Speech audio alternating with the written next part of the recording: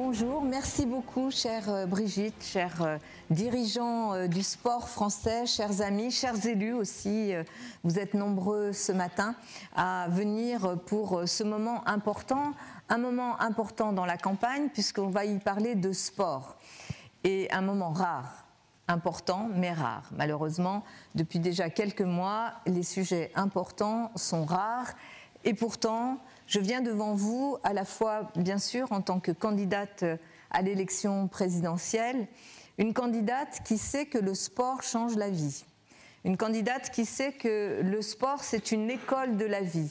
J'ai eu la chance, bien sûr, de pratiquer cette école de la vie, pas dans le haut niveau, malheureusement. Je pense que j'en ai gardé toujours peut-être une frustration et une admiration immense pour tous les sportifs de haut niveau que j'ai pu côtoyer et qui sont pour un certain nombre d'entre eux ici aujourd'hui. Et je veux saluer notamment Marie-Amélie Le Fur aussi pour sa présence et sa capacité à porter le mouvement sportif en dit d'une façon extraordinaire. Donc cette école de la vie, le sport c'est aussi une école qui est mal reconnue, qui forge des compétences, des connaissances qu'on ne reconnaît toujours pas dans notre pays à part entière. Et le sport, c'est aussi un élément d'une cohésion sociale, un élément de cette éducation populaire qui fait tant défaut. On s'en aperçoit quand? Eh bien, quand les gens ne se parlent plus, ne reconnaissent plus les règles du jeu, dans la vie comme sur le terrain, et que finalement, on se dit, qu'est-ce qui nous est arrivé pour que finalement notre pays soit aussi fracturé? Pour moi, le sport, c'est vraiment cet élément qui permet, aux côtés de l'éducation, de la culture, qui permet de vivre ensemble et d'aller chercher le meilleur de soi-même, pas contre les autres, même si dans la compétition, il y a vraiment cette idée de gagner, de l'emporter, mais dans le respect de l'autre.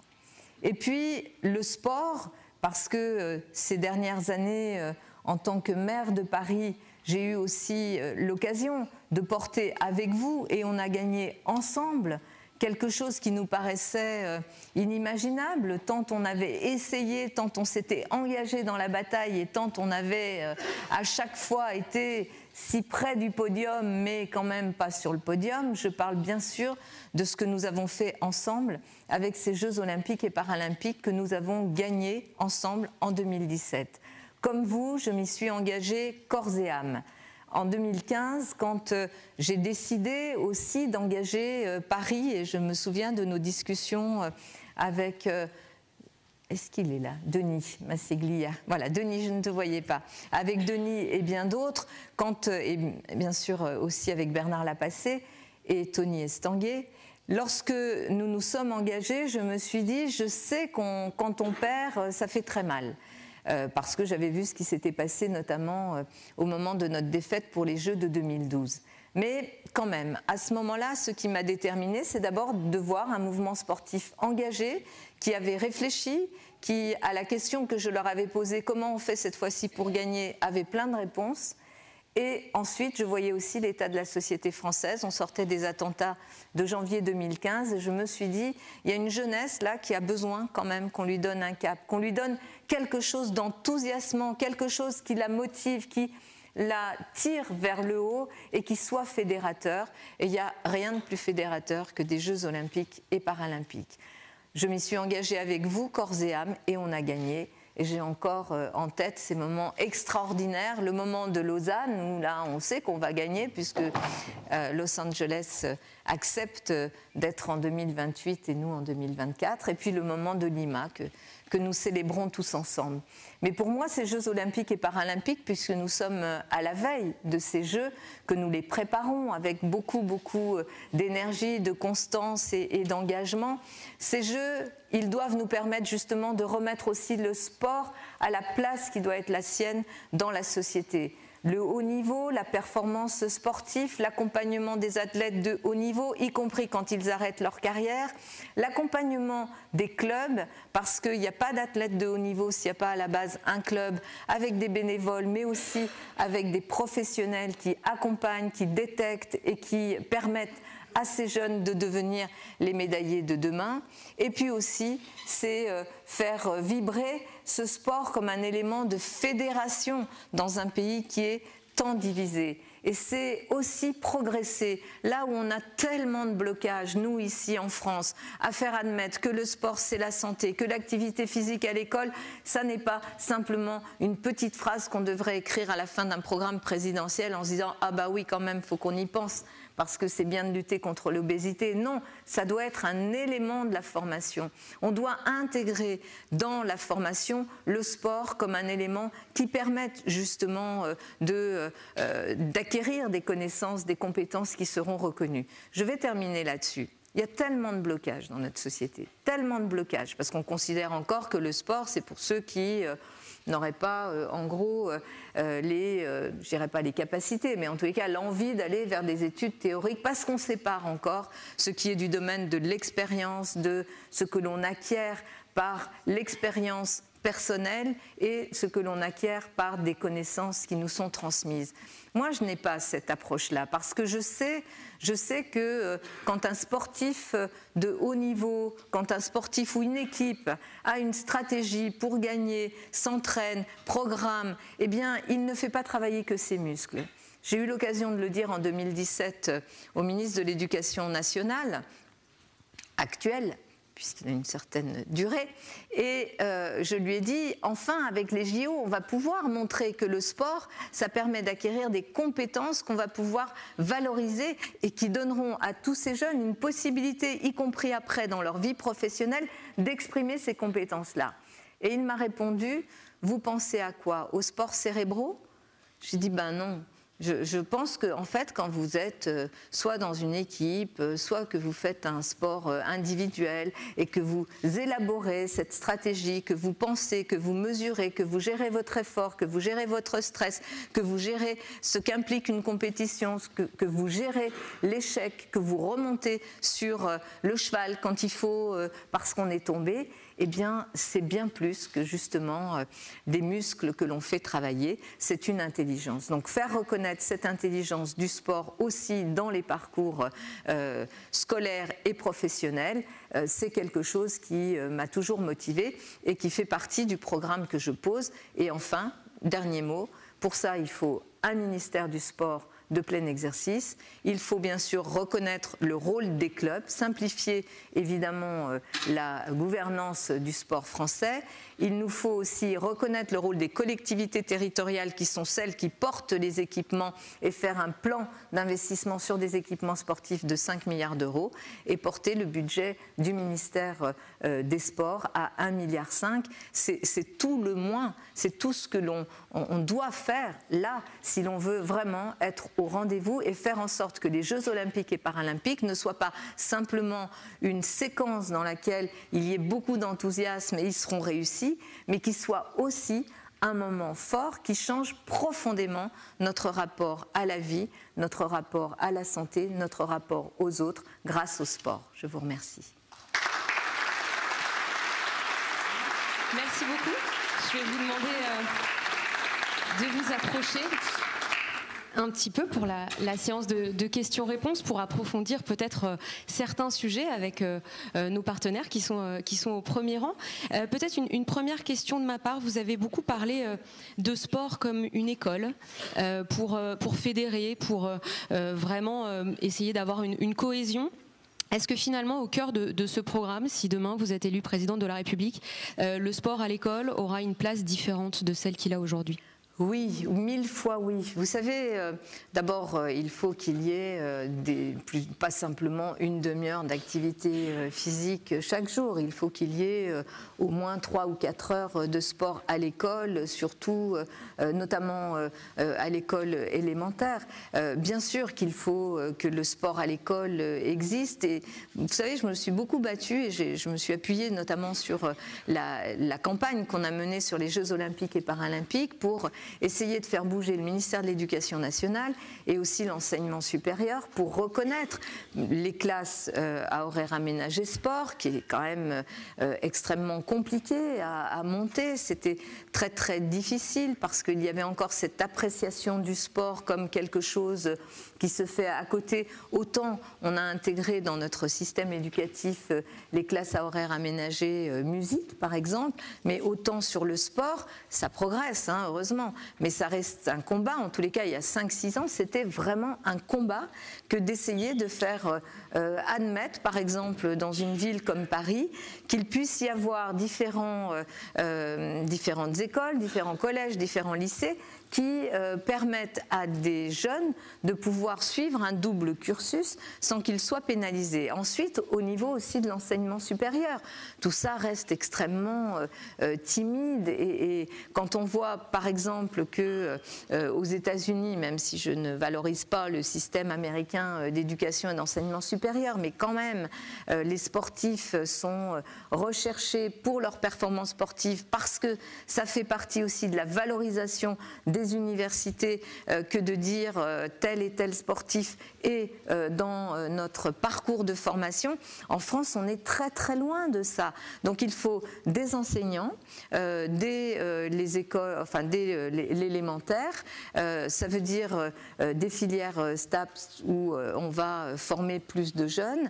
Ça veut dire aussi des clubs qui sont confortés dans leur rôle et qui ne vivent pas complètement à l'extérieur de l'école. De plus en plus, heureusement, il y a des liens entre les clubs et le monde scolaire, mais il faut créer beaucoup plus de liens encore parce qu'il peut y avoir de la découverte de sport à l'école, mais ensuite la pratique d'un sport, elle va se faire dans un club. En tous les cas, il faut pousser à ce qu'elle puisse se faire dans un club, qu'on puisse accompagner les jeunes qui ne pourraient pas payer une licence ou les parents qui ne pourraient pas payer une licence. Donc il faut accompagner socialement bien sûr cet effort vers les clubs, conforter les clubs qui ont été très fragilisés, notamment quand on vous a supprimé tous ces contrats aidés. Ça a quand même été une catastrophe, alors qu'il y avait là une possibilité d'enraciner, d'avoir des personnels dans les clubs qui accompagnent aussi la vie des clubs et des jeunes. Bref, vous vous engagez à plus d'emplois,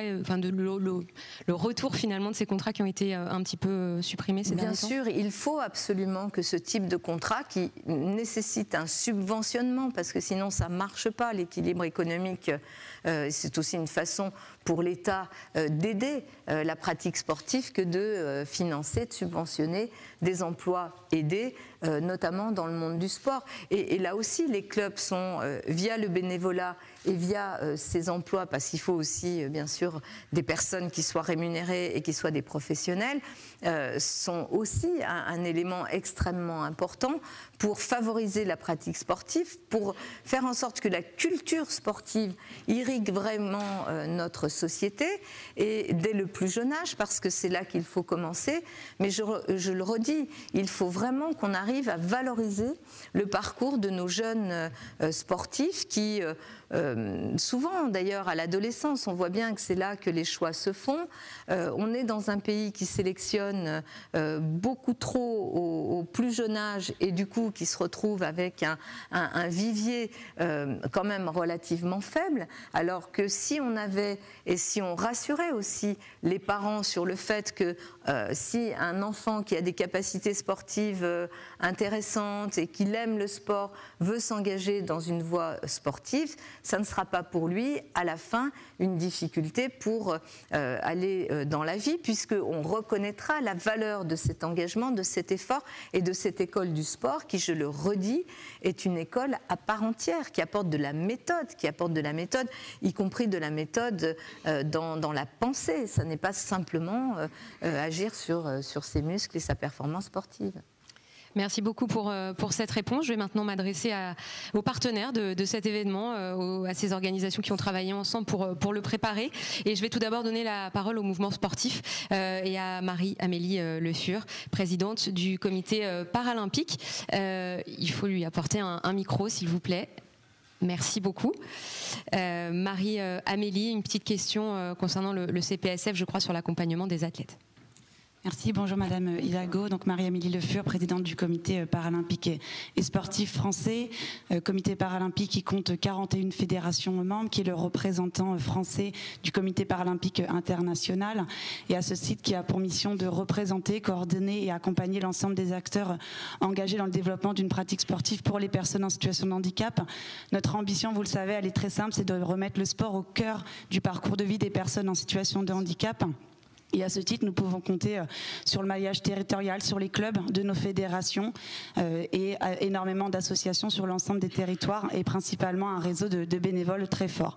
Effectivement, ma première question portera sur l'accompagnement des athlètes dont vous avez rappelé et salué le rôle dans vos propos introductifs. Vous le savez, la France compte 15 000 athlètes de haut niveau inscrits dans un parcours d'excellence et de haute performance.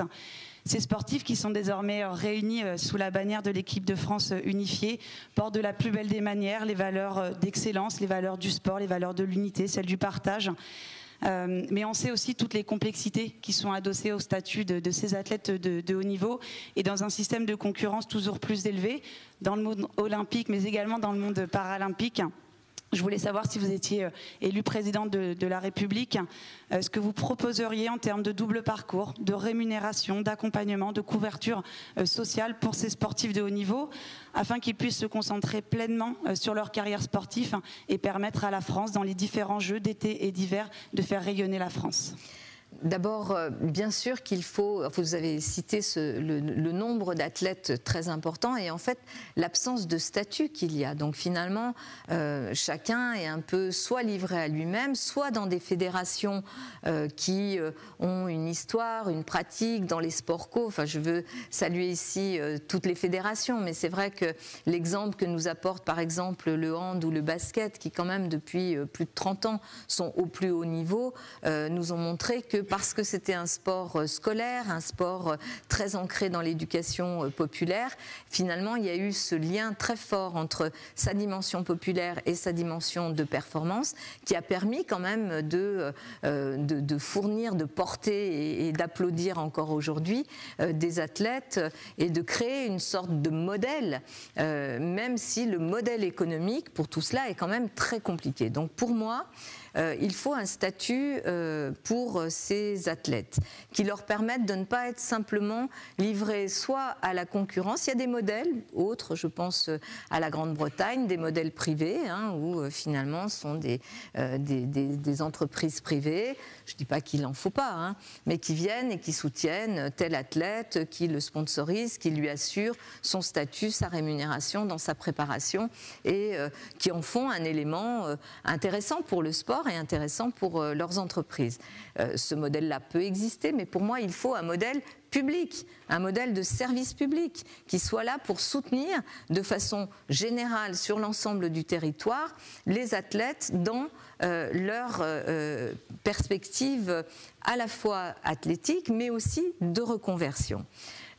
D'ailleurs, ce sujet avait été un sujet qu'on avait beaucoup évoqué pendant la campagne des Jeux olympiques et paralympiques, et je me souviens que notamment avec une personnalité comme le professeur Younous et à l'époque avec Tony Estanguet, on avait travaillé sur cette question de la reconversion et comment travailler aussi sur l'après-carrière sportive en validant les compétences des athlètes et en ouvrant vers un certain nombre de métiers. Mais ce statut, pour moi, de l'athlète, il suppose quoi? Je pense qu'on pourrait très bien s'inspirer, par exemple, pour les jeunes qui essayent de mener un double parcours après le bac et dans leur sport, un modèle qui pourrait s'appuyer, par exemple, sur les formations en alternance. Quand vous suivez une formation en alternance, vous avez la partie pratique, travaille dans une entreprise qui est rémunérée, qui a un statut social qui vous donne droit à des prestations sociales, à une couverture maladie, etc., etc. Et vous avez droit évidemment aussi à ce temps qui est le temps d'apprentissage des savoirs. Et en fait, votre diplôme, il va se baser sur les deux. Moi, je suis vraiment pour que l'on puisse, par exemple, inventer un statut permettant aux athlètes, aux jeunes athlètes de suivre ces doubles parcours qui soient calqués sur le statut des formations en alternance et que le temps de préparation, de sport, d'entraînement soit sa partie pratique et qu'elle donne lieu à une rémunération minimale, comme elle existe aujourd'hui, par exemple dans les formations en alternance, qui augmente au fil du niveau, au fil du temps, au fil de l'âge du jeune athlète. Ça, c'est une première piste. Je pense qu'il nous faut aussi avoir avec les fédérations sportives, avec le ministère des Sports, avec le ministère de l'enseignement, mais aussi du travail qui couvre notamment les questions de formation professionnelle, un travail très tôt avec ces athlètes sur les reconversions possibles, qu'on examine, qu'on ouvre toutes les filières qui sont des filières dans lesquelles, pas simplement les filières sportives, mais toutes les filières professionnelles vers lesquelles des athlètes qui ont été dans le haut niveau, qui ont fait une carrière sportive, peuvent aller et se reconvertir et proposer justement là aussi, via les outils qui existent, de formation professionnelle, de reconversion, des plans qui permettent cette reconversion vers des métiers qui pour certains auront peut-être un lien avec le sport, pour d'autres pas. Et il y a des reconversions extraordinaires qui se font parce que justement le sport et l'exigence du sportif et notamment vers le haut niveau est telle qu'il y a évidemment cet apprentissage-là. Et tout ce que je dis là, pour notamment la question des athlètes paralympiques ou des athlètes qui sont dans tous les sports que l'on disait adaptés, ces mesures-là doivent être bien sûr dans un soutien supplémentaire, puisqu'on sait que là, il faut non seulement accompagner quelque chose qui n'est pas dans l'ordre des choses dans notre pays, puisqu'on n'accompagne pas bien nos athlètes, mais qu'il s'agit d'athlètes en situation de handicap et que donc il faut les accompagner encore plus fortement dans l'accompagnement vers l'emploi et avant l'emploi, dans l'accompagnement vers cette double pratique d'études et d'assurer son avenir et bien sûr la pratique de sportifs de haut niveau. Mais je pense que le statut de l'alternance peut nous offrir quelque chose d'assez intéressant pour élargir et pas simplement... Parce que c'est vrai qu'on peut me dire, oui, mais alors les formations STAPS, ça sert à ça. C'est vrai, mais il y a peut-être des jeunes qui n'iront pas forcément vers ces formations-là, qui ont envie d'autre chose et il faut élargir. Il ne faut pas emmener les athlètes uniquement vers des emplois qui ont à voir avec le sport. Beaucoup d'entre eux le voudront parce que c'est leur passion, mais un certain nombre d'autres peuvent apporter leurs compétences dans plein d'autres domaines. Donc développement du double projet, alternance possible. Oui. Très rapidement, est-ce qu'un revenu minimum pour les athlètes de haut niveau est envisageable hors sportif professionnel ? Oui, je pense qu'il le faut parce que sinon on voit bien que l'engagement, et il y a des sports pour lesquels le modèle économique par le privé est totalement improbable. Donc il faut bien sûr les accompagner. C'est un peu la même chose, vous voyez, en matière artistique et culturelle. Quand vous êtes du côté, je dirais, du spectacle vivant, du cinéma, vous avez un régime d'intermittence du spectacle qui permet de couvrir, y compris le temps de préparation d'un spectacle. Donc je pense qu'il faut aller vers ce type de régime. Mais lorsque vous êtes, par exemple, dans les arts plastiques, ça n'existe pas, il n'y a pas de statut. Donc il faut que l'on puisse effectivement garantir, dans le domaine notamment du sport, par des moyens publics, parce que sinon le privé peut être là, je le dis, il faut qu'il soit là et qu'il finance. Je vois le MEDEF là, il n'y a aucune raison que vous échappiez à ça. Et notamment sur toute la reconversion aussi des athlètes, la formation, et je sais que vous y êtes très sensible, mais il faut vraiment qu'il y ait une garantie par un service public qui accompagne et qui permette de financer et d'accorder ce statut et cette rémunération, en tous les cas ces allocations qui permettent aux athlètes d'aller vers leur passion. Je vais justement donner la parole au monde économique, Anne Hidalgo, avec Philippe Diallo, président du Cosmos, sur le développement de l'emploi. Philippe, d'abord, quelques mots, allez-y, pour donner le micro à Philippe. Quelques mots sur le Cosmos et ce qu'il représente, et puis la question à Madame Hidalgo. Merci beaucoup. D'abord, merci Madame d'être présente ce matin pour échanger avec nous.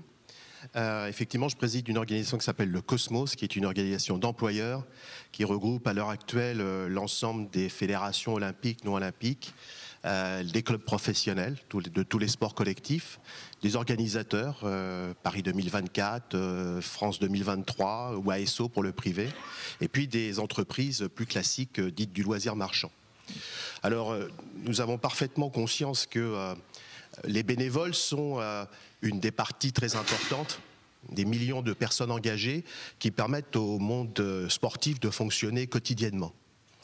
Mais à côté de ces bénévoles, il y a aujourd'hui près de 150 000 salariés qui sont employés par nos clubs, par nos fédérations, par nos entreprises. Et nous avons aussi le sentiment que notre secteur est très attractif pour la jeunesse et qu'il y a énormément de gisements d'emploi. Énormément de besoins dans nos clubs, dans nos fédérations, dans nos entreprises. Et si vous étiez élu, nous aimerions savoir ce que vous pourriez mettre en œuvre comme dispositif pour permettre à ces gisements d'emploi de se manifester et de se créer en emploi. Nous-mêmes, nous pensons que sur le prochain quinquennat, le sport pourrait être en capacité de créer 50 000 nouveaux emplois, ce qui serait extrêmement significatif. Et donc pour ça, il y a un certain nombre de dispositifs que nous aimerions voir mis en œuvre lors du prochain quinquennat. Donc Madame, nous sommes à votre écoute pour savoir ce que vous seriez prêt à nous proposer. Merci. Bien sûr, les clubs sont des acteurs de cette éducation populaire, ces acteurs du sport, des acteurs d'un développement territorial. Je les vois tous les jours. Moi, j'ai cette chance-là aussi, dans cette ville de Paris, de voir, pas très loin d'ici, un club de foot incroyable qui était dirigé, présidé par Magali Munoz, qui, à côté du foot et du goût et de la passion qu'elle a transmis aux enfants, organise le soutien scolaire, l'accompagnement des parents, l'éducation, bref, et avec des bénévoles, mais aussi évidemment que, comme vous, moi je souhaiterais que bon nombre de ces activités, de cet accompagnement-là, puissent être portés par des professionnels, des gens dont c'est l'engagement professionnel très utile. On est dans le domaine de l'utilité sociale, on est dans le domaine de l'économie sociale et circulaire, pour beaucoup, à laquelle je crois, et qui se développe partout dans le pays, pas simplement à Paris heureusement, partout dans le pays, grâce aussi à des collectivités, je pense aux communes, je pense aux départements, les régions c'est un peu plus loin, mais qui sont là et qui accompagnent justement ces initiatives, parce qu'on sait bien que rien ne peut se faire sans de l'engagement et sans finalement des réseaux qui se tissent au niveau, je dirais, le plus proche de la vie des gens. Et là, ça crée de l'emploi. Et il y a beaucoup d'emplois de grande utilité. Bien sûr, il faut les financer. Est-ce qu'il y a un modèle économique pour ça ? Ce modèle, il doit être soutenu par la puissance publique. Ça, je suis convaincue que ça n'est pas possible de le faire reposer, par exemple, uniquement sur les cotisations des clubs, parce que sinon, ça rend l'accès aux clubs prohibitif pour plein de gens. Donc, il doit être soutenu de différentes façons, par des emplois aidés, on en parlait tout à l'heure, et il peut s'organiser rapidement à nouveau toute une filière justement autour de ces emplois dans les clubs sportifs, dans les associations sportives qui elles-mêmes envisagent sa professionnalisation, son évolution, ses passerelles avec d'autres, et il y a là un gisement d'emploi très attractif pour beaucoup de nos jeunes qui aujourd'hui cherchent, quand ils cherchent un emploi, ils cherchent bien sûr à gagner leur vie, mais ils cherchent aussi un emploi où il y a du sens. Et le sens justement de cette vie collective à travers le sport et puis de ce que génère une compétition. Voilà, moi-même, j'ai créé quand j'avais 15 ans une section de volley féminine dans un club où il n'y avait pas justement de sport féminin. Et je sais très bien comment c'était absolument génial quand on partait dans nos compétitions régionales, quand on faisait nos fêtes, quand les parents, les gamins des filles venaient aussi. Bref, je sais ce que ça génère et ce que ça donne comme joie de vivre, comme goût, comme énergie. et il y a de l'emploi. Donc l'organiser par un soutien public, des contrats aidés et aussi reconnaître le rôle des clubs. Ça veut dire aussi les accompagner et financer le sport, financer aussi par les infrastructures. Parce que si vous êtes dans des infrastructures qui sont de qualité, où vous pouvez accueillir, où vous pouvez développer ce type d'activité d'ailleurs parallèle au sport, autour de l'accompagnement scolaire, autour de l'accompagnement des parents, des mamans, pour favoriser une meilleure intégration d'enfants issus de l'immigration, y compris de l'apprentissage de la langue. Bref, vous faites tout ça dans les clubs, vous faites tout ça en plus du reste. Eh bien tout ça, ça mérite aussi d'être accompagné par les pouvoirs publics avec par exemple des infrastructures qui vous permettent de développer ces activités sans que la location de ces infrastructures ne coûte la moitié de votre budget de fonctionnement. Mais pour ça, il faut, et c'est cette révolution-là, moi, que je souhaite opérer, parce que je suis tellement convaincue que dans notre pays, on ne s'en sortira pas si on continue comme ça. On ne s'en sortira pas si on continue à être dans cet individualisme forcené, dans lequel celui qui a plus d'argent, il s'en sort forcément toujours mieux que celui qui n'a rien. Et que, y compris, on se prive de talents, mais de talents de jeunes qui seraient les médaillés de demain si on avait une capacité à étendre justement ce repérage de ces talents et à les accompagner beaucoup plus tôt. Donc je sais qu'on se prive de tout ça aujourd'hui dans notre pays parce qu'on est dans une logique qui consiste à dire, alors surtout pas d'argent public, ça serait sale l'argent public, ça serait pas bien, hein, c'est du domaine du pas bien. Expliquez-moi comment on fait dans un pays quand il y a autant d'inégalités qui se creusent, quand les gens vivent tellement les uns contre les autres, mais au sens premier du terme, qu'ils ne se parlent plus et qu'il n'y a plus rien qui permet à notre pays de se dire on peut faire quelque chose de grand et de beau ensemble parce qu'on a des valeurs extraordinaires et qu'on est un peuple avec une telle mixité qu'on doit pouvoir réussir. Et on a toujours surmonté toutes les épreuves. Eh bien, ça passe par des services publics forts et ça passe par un service public fort dans le sport. Et dans ce service public, il y a évidemment tout ce qui relève de l'action de l'État, des collectivités territoriales. Il y a dans leur autonomie ce qui relève des clubs et des associations sportives, mais qui doivent être accompagnés financièrement. Regardez la situation dans laquelle on est depuis des années. Les collectivités se voient vraiment bloquer leur budget, fermer leur budget de fonctionnement, d'investissement, ce qui fait que beaucoup de communes, par exemple, n'arrivent plus à investir, y compris pour entretenir le patrimoine sportif et les équipements. C'est pas avec le malheureux plan équipement là, franchement, qui a été lancé je dirais, à coup de com' à la fin de ce quinquennat qu'on va s'en sortir. Moi, je propose, par exemple, qu'il y ait sur le prochain quinquennat un investissement de 5 milliards d'euros sur le quinquennat pour les équipements sportifs dans le pays. Voilà, qui soit aussi une façon d'accompagner l'ambition olympique de la France pour 2024, qui n'est pas simplement de se dire on va célébrer les Jeux olympiques et paralympiques en France, mais qui est de se dire ça va laisser des traces durables avec un héritage qui sera aussi cet héritage des infrastructures. Un héritage matériel aussi après les Jeux. Patrick Appéré, vous allez poser la dernière question. Peut-être qu'Anne Hidalgo y a déjà un petit peu répondu là sur la fin de cette réponse. Si Philippe peut donner le micro à Patrick directement, voilà. Une question courte, une réponse courte parce que je crois que Madame Hidalgo doit filer après. Oui, enfin, peut-être qu'on peut parler un peu de Landès quand même. Rapidement, Patrick. Parce que là, on a quand même une association qui est une bonne réponse à l'ensemble des adjoints et adjointes au sport de France. Bien sûr. 8000 communes de concernées, des gens qui sont sur le terrain, vous en parliez, mais là, on a des gens de terrain. Et cette expertise de territoire, ils l'ont. Et Landès, à partir de ça, se doit d'être un lieu ressource pour tous ceux dont c'est la responsabilité et la mission, et avec les passions qui vont avec. Et d'autre part, se doit aussi d'être un peu le porte-parole de ce qu'on voit sur les territoires et qu'on puisse le faire remonter pour discuter à la fois avec le milieu sportif et je voudrais vraiment remercier tous les gens avec qui on travaille, avec qui on discute, parce que les choses vont bien, on est dans une démarche de construction, on avance ensemble, on se comprend et ça permet effectivement de régler les problématiques. moi je viendrai sur cette question autour de la gouvernance.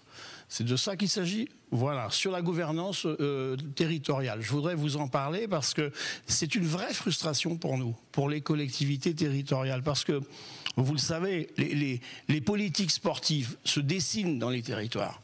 Ils se dessinent dans les villes, ils se dessinent dans les villages, et puis personne n'est pareil. On mène pas les mêmes politiques sportives à Chamonix qu'à Brest ou à Lyon. Chacun fait vivre ça et donc a besoin de trouver les lieux pour travailler ces sujets et faire en sorte que, au fond, dans une analyse globale de territoire, on soit capable d'affirmer telle ou telle proposition sportive qui correspond bien à la fois à ce que pensent les sportifs de territoire, mais aussi l'ensemble des gens qui travaillent sur ces questions dans les villes et les communes. Donc ma question, c'est celle-là. C'est au fond, madame, comment vous voyez-vous ce management ou cette gouvernance du sport dans le cadre de ce quinquennat?